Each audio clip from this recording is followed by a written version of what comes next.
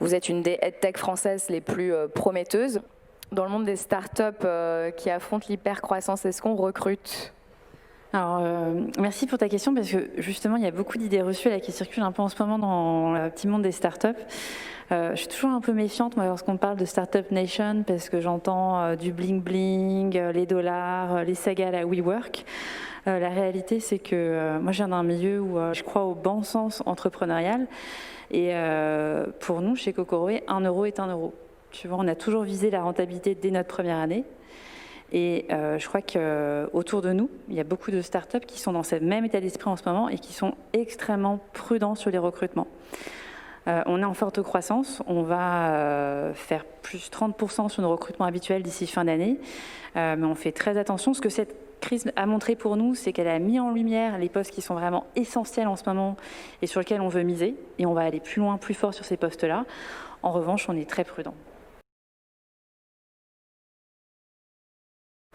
Une de vos punchlines, c'est vraiment la rentabilité, c'est sexy. Oui, effectivement, j'assume. Je pense qu'on va s'imprimer en t-shirt, mais c'est quelque chose que je souhaite rappeler à chaque fois à nos équipes. L'objectif, c'est pas de brûler du cash, surtout par les temps qui courent.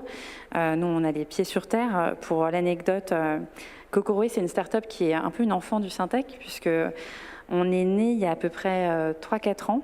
On avait remporté le concours à l'époque qui s'appelait les Talents du numérique, qui était organisé par le Syntec. On avait été repéré dans une salle par Microsoft à l'époque qui siégeait.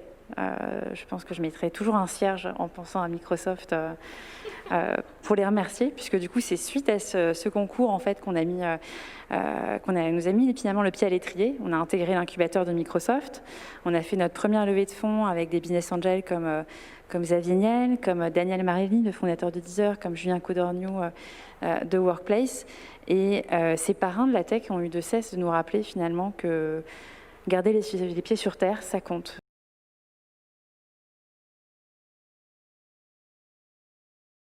Béatrice, comment est-ce que vous voyez l'avenir chez Kokoroé ? Alors très honnêtement, nous c'est notre première crise qu'on vit, mais j'ai l'impression, en l'espace de 3 ans, depuis notre création et le moment où j'ai cofondé cette start-up avec Raphaël et Élise, mes 2 amis d'enfance, on avait vécu, je sais pas, une trentaine de mini-crises. Alors c'était pas des crises macro, mais quand tu montes ta start-up, tu cherches un peu ton business model à la torche. Voilà, rien n'est certain, il n'y a pas de rente, tu n'as pas de marque, il n'y a pas d'équipe, et tout reste à créer en fait, et tout est tellement fragile. Et chaque mois, il faut se battre pour aller chercher son business, chercher ses clients, recruter, attirer les bons talents. Chaque mois est une crise en fait pour vous. Chaque mois, il y a une montagne à gravir en fait. Et là, je t'avoue que j'arrive à ma 3e année, c'est la 3e année où on commence à arriver à dormir, tu vois. Donc, je pense qu'on n'a pas attendu la crise du Covid pour trembler 20 fois.